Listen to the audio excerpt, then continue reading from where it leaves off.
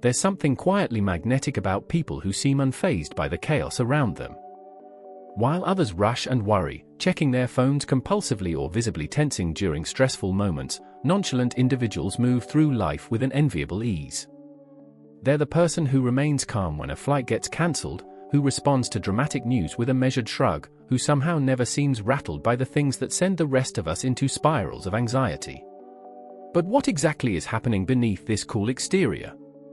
Understanding nonchalance requires us to look beyond the surface behavior and examine the psychological architecture that makes such composure possible. At its core, nonchalance represents a distinctive pattern of emotional responsiveness characterized by apparent indifference or casual unconcern towards situations that typically provoke strong reactions in others. However, this simple definition barely scratches the surface of what is actually a nuanced and often misunderstood psychological phenomenon. Nonchalance is not merely the absence of emotion, nor is it the same as not caring at all.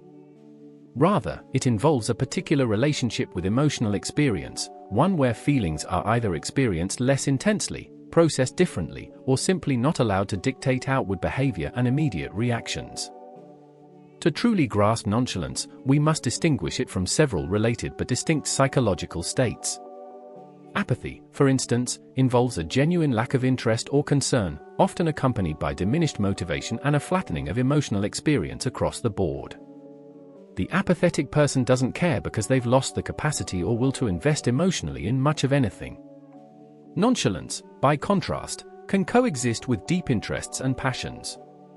The nonchalant individual may care quite a bit about certain things, but they've developed a way of holding those concerns lightly, without urgency or visible distress. Similarly, while indifference suggests a lack of preference or concern about outcomes, nonchalance often involves having preferences but not being visibly disturbed when things don't go according to plan. Emotional detachment presents another point of confusion.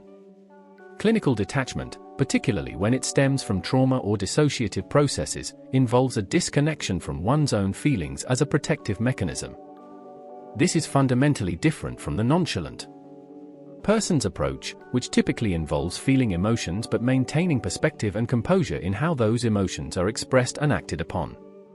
The nonchalant individual hasn't disconnected from their emotional life, they've simply developed a different relationship with it, one characterized by lower reactivity and greater emotional regulation. The cognitive mechanisms underlying nonchalant behavior are fascinating and complex. Research in emotional neuroscience suggests that people vary considerably in their baseline emotional reactivity, which is partly determined by the sensitivity of brain structures like the amygdala and the regulatory capacity of the prefrontal cortex. Some individuals appear to be born with a nervous system that simply doesn't fire alarm bells as readily or as loudly as others. When faced with a potential stressor, their physiological arousal remains relatively low. Their heart rate stays steady, their cortisol levels don't spike dramatically, and the subjective experience of threat or urgency remains muted. But neurobiology is only part of the story. The way nonchalant people process information also differs in important ways.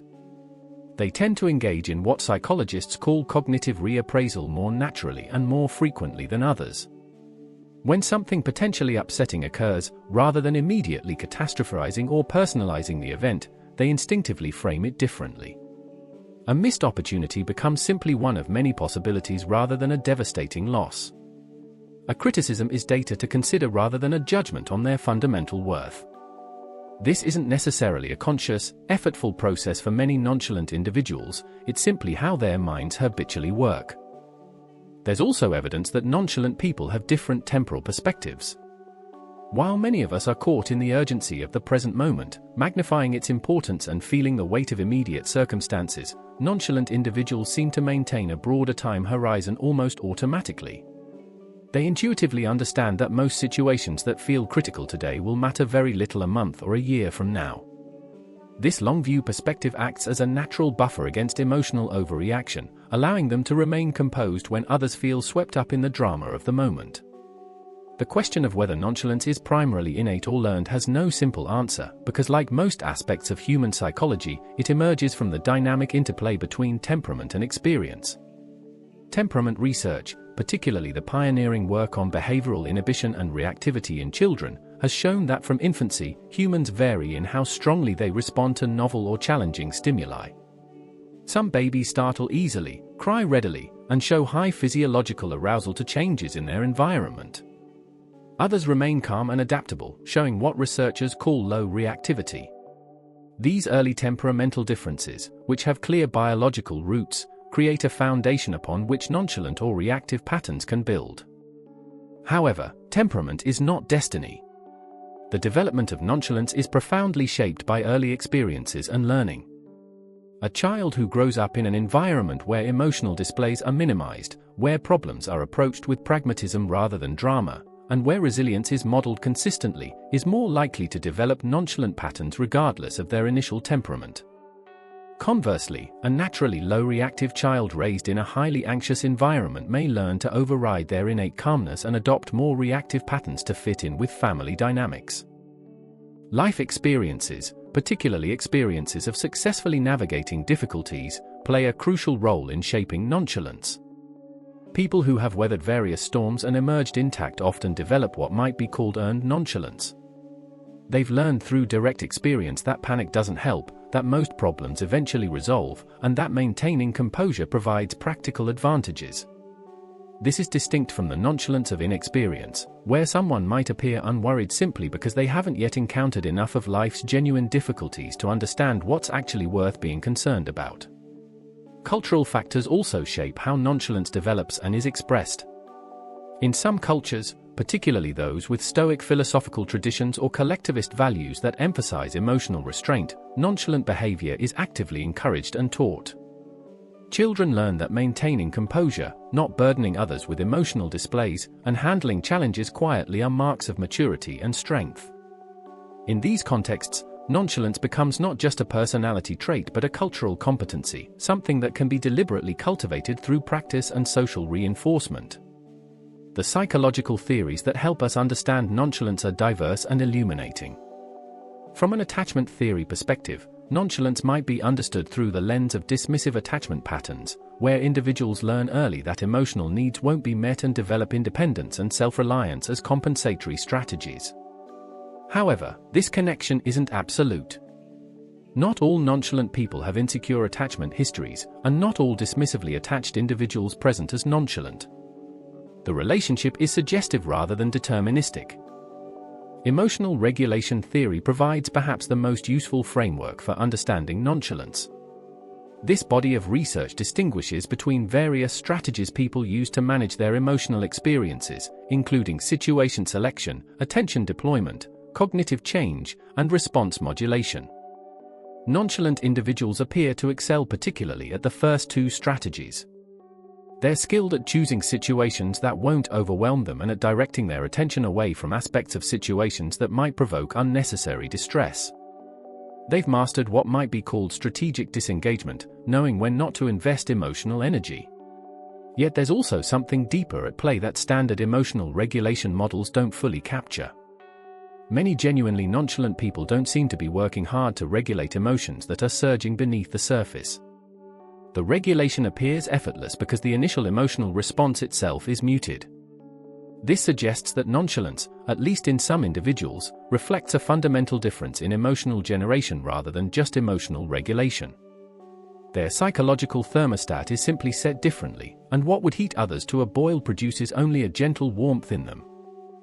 Understanding nonchalance also requires grappling with questions of authenticity and self-knowledge.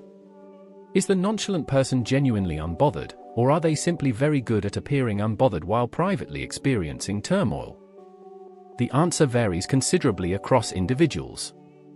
Some nonchalant people have excellent access to their inner emotional lives and can report that they truly don't feel the intensity others might experience in similar situations. Others, however, may have learned to suppress or deny emotional responses so effectively that they've lost conscious awareness of what they're actually feeling. This latter group might score high on measures of alexithymia, the difficulty in identifying and describing one's own emotions, suggesting that their nonchalance comes at the cost of emotional self-awareness. The benefits and costs of nonchalance as a psychological pattern will be explored more fully in later sections, but even at this foundational level, we can see that nonchalance represents a double-edged sword. On one hand, it offers protection against the overwhelm and exhaustion that come from constant emotional reactivity. nonchalant people are less likely to be swept up in collective panic, less vulnerable to manipulation through fear or urgency, and better able to maintain functioning during difficult times. On the other hand, if taken too far or applied indiscriminately, nonchalance can lead to missed opportunities for connection, insufficient response to genuine threats, and a certain flatness to lived experience that may ultimately feel unsatisfying. As we begin to understand the psychological foundations of nonchalance, we see that it's far more complex than simple indifference or coolness. It involves a particular configuration of temperament, cognition, emotional processing, and learned behavior that allows certain individuals to move through life with less visible disturbance than their peers. But how does this internal psychology play out in the social world? How do others respond to nonchalant people, and how does nonchalance shape the quality of human connection and social navigation? These questions lead us into the interpersonal dimensions of nonchalance, where the private psychology meets the social world with all its demands, judgments, and opportunities. The nonchalant person enters a room differently than others. There's no scanning for approval, no visible adjustment to the social temperature, no rush to fill silence with nervous chatter. This difference, subtle as it may be, sends ripples through the social environment in ways that are both powerful and complex. In the intricate dance of human interaction, where most people are constantly reading and responding to social cues with varying degrees of anxiety, the nonchalant individual often appears to be playing by different rules entirely. Understanding how nonchalance functions in social contexts requires us to examine not just the nonchalant person's behavior, but the entire relational ecosystem that forms around them. In interpersonal relationships, nonchalance creates a distinctive dynamic that can be both refreshing and frustrating for those on the receiving end. Friends and romantic partners of nonchalant people often describe a peculiar mix of admiration and occasional exasperation. There's something undeniably attractive about someone who doesn't need constant reassurance, who can weather disagreements without drama, and who brings a stabilizing presence to the inevitable ups and downs of close relationships. The nonchalant partner doesn't spiral into jealousy over minor incidents, doesn't catastrophize during conflicts, and generally maintains an emotional equilibrium that can feel like a safe harbor in stormy seas. However, this same steadiness can sometimes read as distance or lack of investment. When one person in a relationship remains calm and composed during what the other experiences as a significant emotional moment, the mismatch in intensity can create feelings of disconnection or doubt. A partner might wonder whether the nonchalant individual truly cares if they seem so unbothered by things that feel important. This speaks to a fundamental challenge in relationships between people with different emotional baselines. What feels like healthy non-reactivity to one person can feel like emotional unavailability to another. The nonchalant person isn't necessarily less committed or less caring, but their way of demonstrating care doesn't always match conventional expectations for emotional expressiveness. Nonchalant professionals also tend to navigate office politics more skillfully in some ways. Because they're less reactive to slights or provocations, they're harder to manipulate or throw off balance. They don't get drawn into drama, don't take professional disagreements personally, and can maintain working relationships even with difficult colleagues because they simply don't invest emotional energy in interpersonal friction. This emotional economy can be highly efficient, allowing them to focus on actual work rather than the social emotional maintenance that consumes so much energy for others. Yet workplace nonchalance also carries risks and limitations. In organizational cultures that value visible passion, enthusiasm, and commitment, the nonchalant employee might be perceived as disengaged or lacking ambition. During interviews or performance reviews, their measured responses and lack of obvious excitement can be misread as insufficient interest or motivation. The nonchalant person might be genuinely dedicated and hardworking, but if they don't perform dedication in the expected ways, they may be overlooked for opportunities that go to those who are better at displaying enthusiasm, even if that enthusiasm is partly performative. Leadership presents a particularly interesting case study for nonchalance. Some of the most effective leaders in crisis situations are notably nonchalant, able to make clear-headed decisions when others are panicking and to communicate calm authority that steadies entire organizations. Historical examples abound of leaders whose composure under pressure became legendary. However, in non-crisis times, or in contexts that require inspiring and mobilizing people around a vision, excessive nonchalance can be a liability. People want to feel that their leaders care deeply about the mission, that they're invested and excited about possibilities. A leader who seems too cool about everything might fail to generate the emotional energy necessary to drive change or maintain morale during challenging periods. The perception of nonchalant people by others is layered and often contradictory. On one hand, there's widespread admiration for those who can maintain their composure. Cultural narratives from James Bond to various Instagram influencers celebrate the aesthetic of not caring too much, of being effortlessly cool.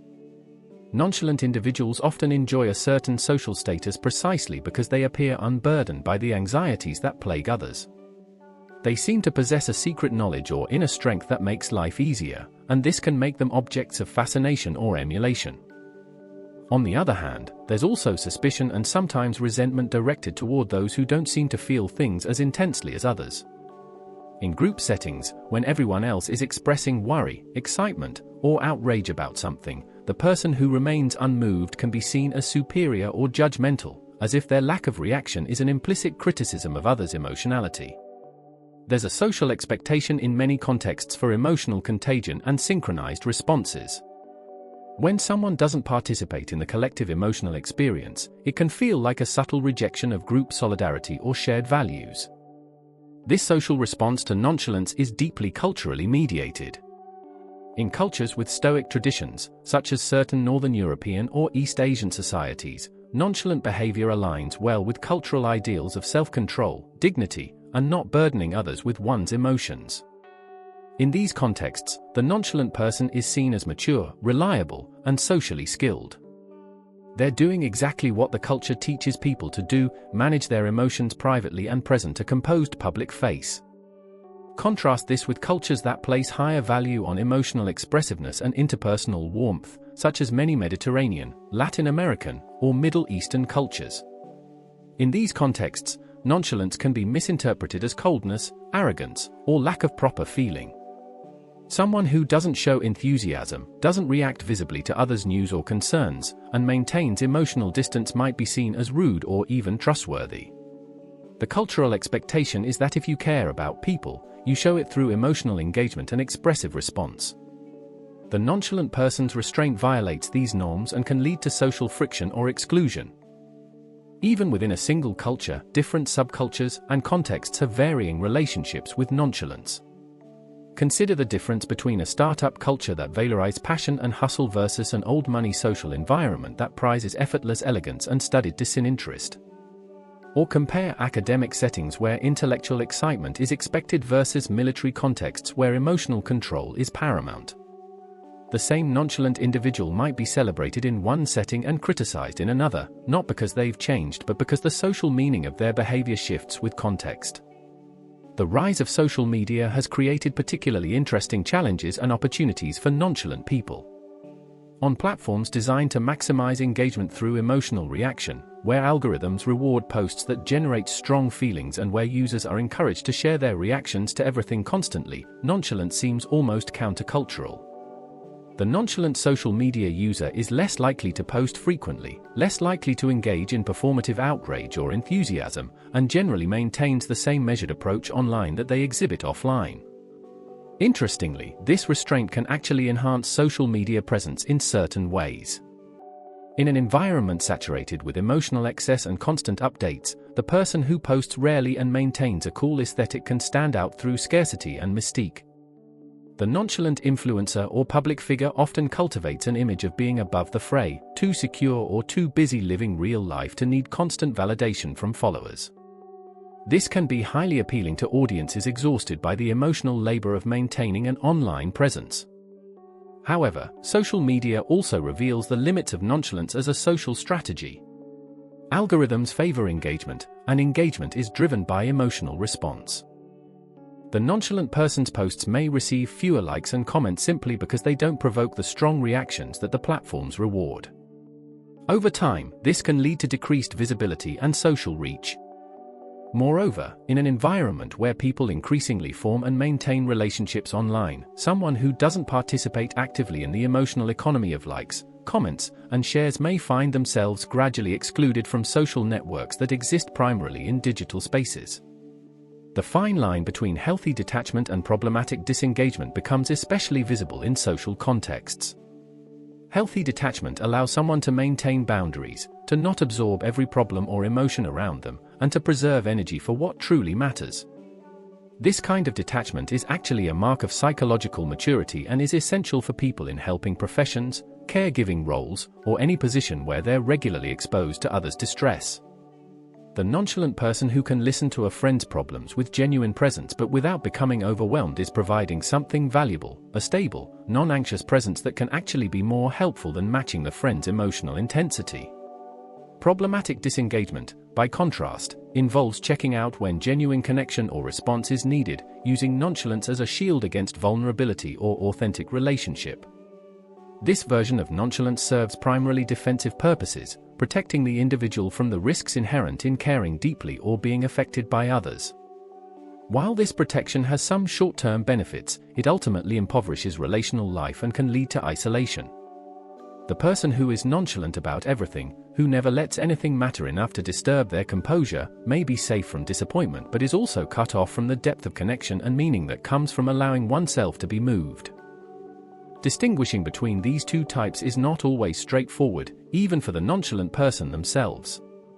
It requires honest self-examination about motivations and patterns. Is the nonchalance a conscious choice about where to invest emotional energy, or is it an automatic defense against feelings that are actually there but being suppressed? Does it enhance relationships by providing stability, or does it create distance that others experience as rejection?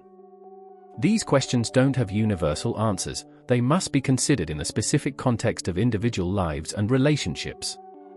The social consequences of nonchalance accumulate over time in ways that aren't always immediately visible. The nonchalant person may find that while they've avoided much of the drama and emotional exhaustion that affects their more reactive peers, they've also missed out on certain kinds of intimacy and shared experience. There's a bonding that happens through going through emotional experiences together, through showing vulnerability and having it met with care, through the reciprocal exchange of comfort and enthusiasm. The nonchalant individual who consistently maintains emotional distance may look back and realize that while they have many acquaintances and functional relationships, they have few people who truly know them or feel deeply known by them. Conversely, some nonchalant people find that their social lives are actually quite rich precisely because they don't drain others with excessive emotional needs or create unnecessary drama. Their friends appreciate the low-pressure nature of the relationships, the absence of emotional manipulation or guilt-tripping, and the refreshing honesty that comes from someone who doesn't have strong needs to please or be validated. These relationships may lack a certain intensity, but they often possess unusual longevity and stability because they're not built on the shakier foundation of emotional enmeshment. As we consider nonchalance in social contexts, we see that it's neither simply advantageous nor disadvantageous, but rather creates a particular pattern of social experience with its own benefits and costs. The nonchalant person navigates the social world differently, often more efficiently in some ways but sometimes missing nuances or opportunities that require emotional attunement and expressiveness. They inspire both admiration and suspicion, provide both stability and frustration to those around them, and find themselves well suited to some social environments while feeling alien in others. But beyond these social dynamics, important questions remain about the internal experience and psychological well-being of nonchalant people themselves. Does their approach to life serve their mental health and fulfillment, or does it exact hidden costs?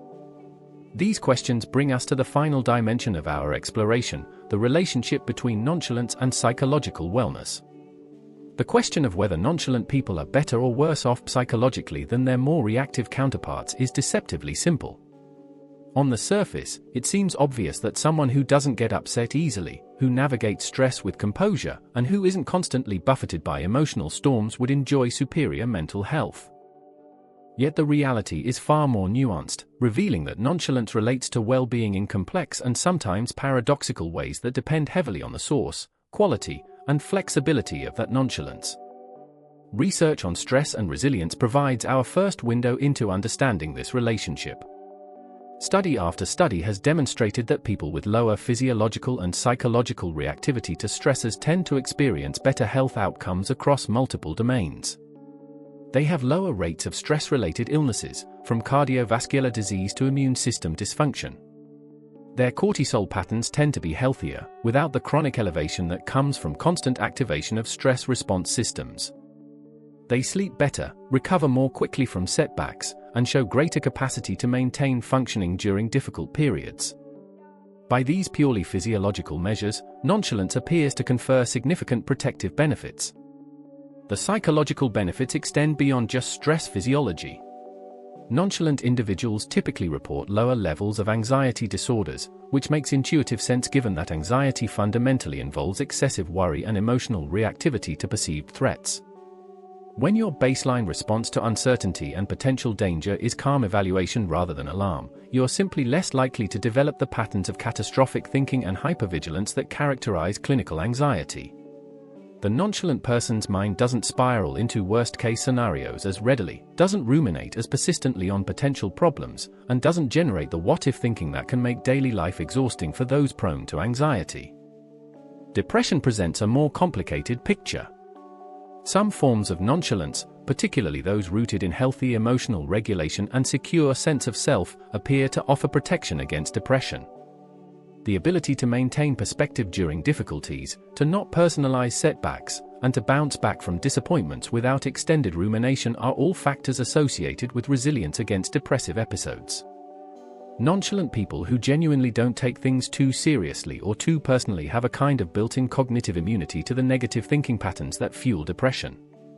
However, other manifestations of nonchalance may actually mask or even contribute to depression.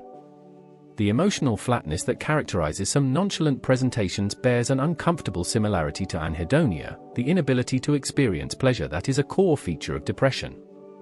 When someone reports not caring much about anything, not getting excited or upset, feeling generally unmoved by life's ups and downs, we must ask whether this is healthy equanimity or a symptom of underlying depression.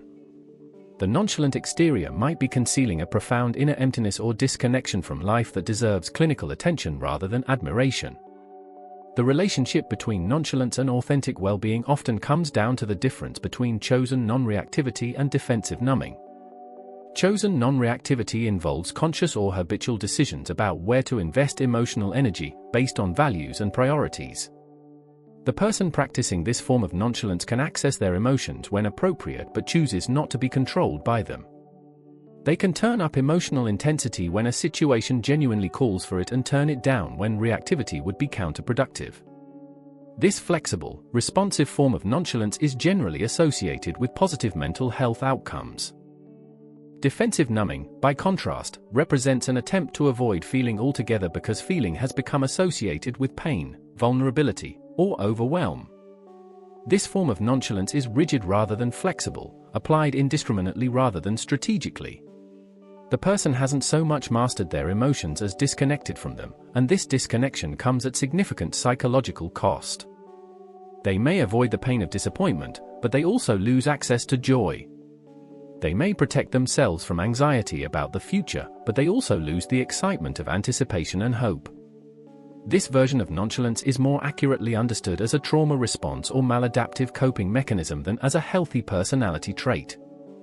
Therapeutic perspectives on nonchalance reflect this nuanced understanding. In psychotherapy contexts, clinicians quickly learn to distinguish between clients whose nonchalance serves them well and those for whom it represents an obstacle to growth and healing. For some clients, learning to cultivate more nonchalance, to take things less personally, to develop distance from their emotional reactions, is precisely the therapeutic work needed. Cognitive behavioral therapy, mindfulness-based interventions, and acceptance and commitment therapy all aim in part to help people develop healthier relationships with their thoughts and emotions, relationships that look somewhat nonchalant from the outside. For other clients, the therapeutic task is exactly the opposite. These are individuals whose nonchalance has become armor that prevents genuine feeling and connection. The work involves carefully and safely helping them lower their defenses to allow themselves to feel and express emotions that have been suppressed or denied. Therapists working with these clients often notice that beneath the cool exterior lies significant pain, fear, or sadness that has never been processed. The nonchalance has served as a survival mechanism, allowing the person to function, but it has also frozen them in a kind of emotional half-life that prevents real healing or growth. The question of when nonchalance serves as a healthy boundary versus when it becomes a barrier to authentic living doesn't have a universal answer. It must be evaluated in the context of individual lives, histories, and goals. For someone recovering from a period of emotional chaos or enmeshment in unhealthy relationships, developing more nonchalance might represent crucial progress toward autonomy and self-protection. For someone who has always kept others at arm's length and struggles with intimacy, the same nonchalant patterns might be exactly what needs to be examined and potentially softened. One useful framework for evaluation involves asking whether the nonchalance enhances or diminishes life satisfaction and meaning. Does the person's ability to remain unruffled allow them to pursue what matters to them with greater effectiveness and less interference from unnecessary emotional noise? Or does their nonchalance leave them feeling disconnected from a sense of purpose, passion, or deep engagement with life? A nonchalant approach that frees someone to act according to their values while maintaining equanimity is quite different from one that leaves them feeling that nothing really matters anyway. The role of nonchalance in personal growth and development is similarly complex. On one hand, some degree of emotional detachment is necessary for self-reflection and change. To examine our own patterns objectively, to consider feedback without becoming defensive, to try new approaches without being paralyzed by fear of failure all require a certain nonchalance about our ego and self-image. People who are too identified with their current self-concept, too reactive to criticism, too emotionally invested in being right or being seen in particular ways often struggle to grow precisely because growth requires tolerating the discomfort of not knowing, of being wrong, of being seen in unflattering light temporarily. On the other hand, growth also requires caring enough about something to sustain effort through difficulties, to tolerate discomfort in service of change, to remain engaged even when progress is slow or painful. Too much nonchalance can undermine the motivation necessary for genuine transformation. If someone doesn't really care how things turn out, if they're genuinely indifferent to outcomes, they're unlikely to do the sustained work that meaningful change requires. The person who shrugs off every setback might be protecting themselves from discouragement, but they might also be failing to learn from experience or to adjust their approach based on feedback. The developmental trajectory of nonchalance across the lifespan offers additional insight into its relationship with well-being. Young children are typically quite emotionally reactive, lacking the cognitive and neurological maturity for much emotional regulation. As people develop through adolescence and into adulthood, most naturally become somewhat more nonchalant, gaining perspective that comes with experience and developing prefrontal cortex capabilities that allow for better emotional control. This developmental nonchalance generally serves well-being, representing maturation and increased emotional intelligence. People who are too identified with their current self-concept, too reactive to criticism, too emotionally invested in being right or being seen in particular ways often struggle to grow precisely because growth requires tolerating the discomfort of not knowing, of being wrong, of being seen in unflattering light temporarily. On the other hand, growth also requires caring enough about something to sustain effort through difficulties, to tolerate discomfort in service of change, to remain engaged even when progress is slow or painful. Too much nonchalance can undermine the motivation necessary for genuine transformation. If someone doesn't really care how things turn out, if they're genuinely indifferent to outcomes, they're unlikely to do the sustained work that meaningful change requires. The person who shrugs off every setback might be protecting themselves from discouragement, but they might also be failing to learn from experience or to adjust their approach based on feedback. The developmental trajectory of nonchalance across the lifespan offers additional insight into its relationship with well-being. Young children are typically quite emotionally reactive, lacking the cognitive and neurological maturity for much emotional regulation. As people develop through adolescence and into adulthood, most naturally become somewhat more nonchalant, gaining perspective that comes with experience and developing prefrontal cortex capabilities that allow for better emotional control. This developmental nonchalance generally serves well-being, representing maturation and increased emotional intelligence. However, in later life, excessive nonchalance can sometimes signal problematic disengagement. Older adults who become increasingly indifferent to outcomes, relationships, or activities they previously cared about may be experiencing depression, cognitive decline, or the kind of existential withdrawal that can precede decline. The wisdom that allows older people to not sweat small stuff is valuable, but it needs to be distinguished from the apathy that can accompany various forms of diminishment. Healthy aging involves maintaining passionate engagement with life while developing perspective about what truly matters, a balance that requires nonchalance about trivialities but continued investment in meaning. Cultural context again proves crucial in evaluating the well-being implications of nonchalance. In individualistic Western cultures that place high value on authenticity, self-expression, and emotional honesty, there's a risk that nonchalance gets pathologized or criticized even when it's serving the individual well. Someone might be functioning effectively with their natural or cultivated nonchalance but receive messages that they should be more expressive, more reactive, more emotionally available. This cultural mismatch can create doubt or shame about what is actually a healthy adaptation for that particular person. Conversely, in cultures that highly value emotional restraint and stoicism, problematic forms of nonchalance might not receive adequate attention or intervention. Someone who is genuinely depressed and disconnected might be praised for their composure and self-control, with no one recognizing that beneath the culturally appropriate exterior is someone who is suffering and needs help. The cultural valorization of nonchalance can prevent both the individual and those around them from recognizing when what appears to be strength is actually a symptom of distress. Modern life presents particular challenges and opportunities regarding nonchalance and well-being. We live in an era of unprecedented information flow, constant connectivity, and deliberate manipulation of emotional responses for commercial and political purposes. News is designed to provoke outrage, social media is engineered to trigger comparison and insecurity, advertising works by creating anxiety about inadequacy. In this environment, some degree of nonchalance might be essential for psychological survival. The ability to scroll past inflammatory content without getting upset, to see ads without feeling inadequate, to witness the curated highlight reels of others' lives without spiraling into envy requires substantial emotional regulation. Yet this same environment also creates risks around nonchalance. The sheer volume of genuinely concerning information about climate change, political instability, social injustice, and human suffering is unprecedented.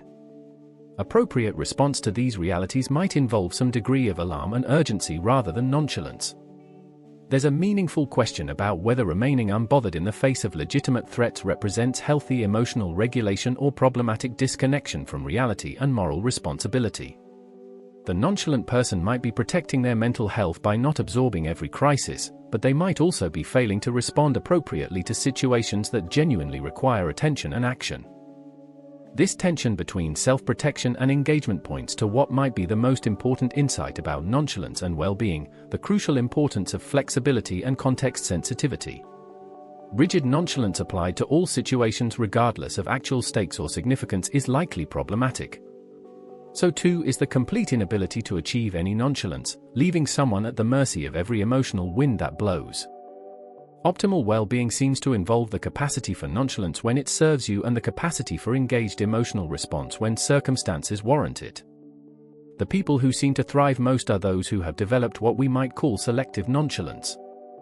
They've cultivated the wisdom to distinguish between situations that merit emotional investment and those that don't, between concerns they can influence and those they cannot, between temporary setbacks and genuine threats to what they value. They can be intensely present and emotionally engaged when they're with people they love, when they're pursuing meaningful work, when they're facing situations where their response truly matters. But they can also shrug off slights, maintain perspective during temporary difficulties, and refuse to be manipulated by attempts to provoke unnecessary emotional reactions. This selective approach requires ongoing discernment and self-knowledge. It means regularly examining whether your nonchalance about something represents healthy boundary setting or avoidance of something that actually needs your attention. It means being willing to override your natural nonchalant tendencies when someone you care about needs to see that you're affected, that you care, that their concerns matter to you even if you're not naturally alarmed by them. It means recognizing that the optimal emotional stance isn't fixed but shifts with context, relationship, and circumstances. The broader question of what nonchalance reveals about contemporary human psychology and our relationship with emotion, vulnerability, and authenticity brings us to deeper territory. The fact that nonchalance is often admired and cultivated, that entire aesthetic movements and online personas are built around appearing unbothered, suggests something about our current cultural moment. We seem to be collectively exhausted by emotional excess, by the constant demands for reaction and response, by the vulnerability inherent in caring visibly about things in a world that feels increasingly chaotic and beyond our control. In this light, nonchalance can be understood as a kind of emotional conservatism, a pulling back from investment in response to repeated disappointment or overwhelm. When caring deeply has repeatedly led to pain, when showing enthusiasm has invited mockery, when vulnerability has been exploited, nonchalance offers a tempting refuge. The pose of not caring too much, of being above it all, provides psychological armor in a world that can feel emotionally dangerous. This defensive nonchalance is perhaps more symptom than solution, a collective adaptation to conditions that make genuine feeling seem risky. Yet there's also something potentially liberating in the cultivation of appropriate nonchalance. In a culture that profits from keeping people anxious, insecure, and constantly seeking external validation, the person who genuinely doesn't need approval, doesn't catastrophize about the future, and doesn't absorb every message designed to make them feel inadequate is exercising a kind of quiet resistance. Their nonchalance represents freedom from manipulation and a reclaiming of emotional sovereignty. This version of nonchalance is less about not feeling and more about not allowing others to dictate what you feel. The relationship between nonchalance and authenticity deserves particular attention as we conclude this exploration. There's a common assumption that authentic living requires emotional expressiveness, that being true to yourself means showing all your feelings openly. From this perspective, nonchalance looks like a mask, a false front, an inauthentic suppression of true emotional reality. And certainly, this can be accurate when nonchalance is purely performative, when someone is working hard to appear unbothered while churning inside. But for many genuinely nonchalant people, their measured response is their authentic response. To demand that they perform more emotion than they actually feel, to insist they react more intensely to align with others' expectations, would be the actual inauthenticity. For these individuals, honoring their authentic experience means accepting and even valuing their natural temperamental coolness rather than trying to override it to meet cultural norms around emotional expression. Their authenticity lies precisely in their nonchalance. This suggests that authenticity isn't about a particular style of emotional expression but rather about alignment between inner experience and outward presentation, along with honest engagement with one's own feelings and motivations. An authentic nonchalant person knows they're nonchalant, understands why, has examined whether this serves them, and has chosen to inhabit this mode of being consciously rather than defaulting to it unconsciously. An inauthentic nonchalant person is performing coolness while denying feelings they actually have, using nonchalance to avoid confronting inner realities they'd rather not face. As we step back and consider the full picture of nonchalance and psychological well-being, we find that there are no simple prescriptions. Nonchalance is neither universally beneficial nor universally problematic. Its relationship to well-being depends on its source, its flexibility, its alignment with the person's values and circumstances, and whether it enhances or diminishes their capacity to live meaningfully and connect authentically with others. The nonchalant person who maintains perspective while remaining open to genuine feeling, who chooses their emotional investments wisely while remaining capable of deep engagement, who protects themselves from unnecessary drama while staying present to what truly matters represents a kind of ideal. But achieving this balance is ongoing work, requiring continuous self-examination and adjustment rather than a fixed stance maintained regardless of context.